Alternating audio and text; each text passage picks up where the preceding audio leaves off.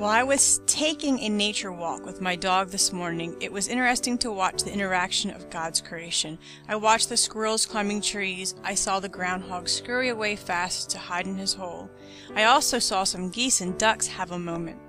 Geese are larger birds who always appear to be very territorial, whereas I do not necessarily recall seeing ducks get into any conflicts. This morning I watched as the ducks were swimming on by past the geese. The ducks looked very confident as they approached the geese. There was this show no fear attitude evident. Then, as the duck was right beside one of the geese, his head turned away and he immediately changed direction.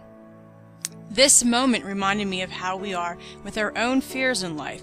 We say we have faith. We say we know everything is going to be okay. We say a lot of things. But when we are beside one of the geese, do we turn our head away or do we press forward? Do we follow God or do we run and hide? Not all of us will be like David as he grabbed his slingshot and approached Goliath.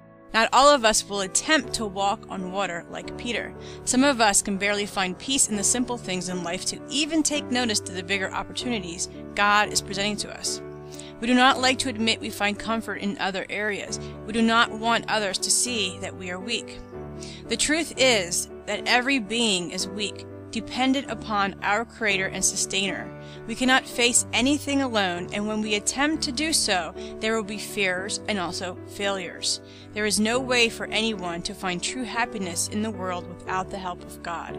We find comfort in having a savings account for rainy days, but that money is God's and can be gone in a flash. We find comfort in our homes, our clothing, our family, our friends, in food, in pleasure, but we can lose any of these items, just like Job.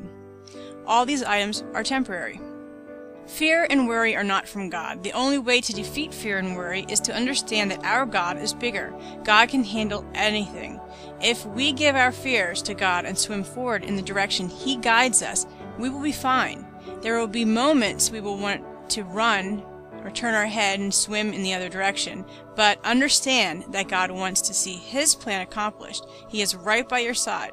Keep swimming, keep pressing forward, keep the faith. God has never left, not once.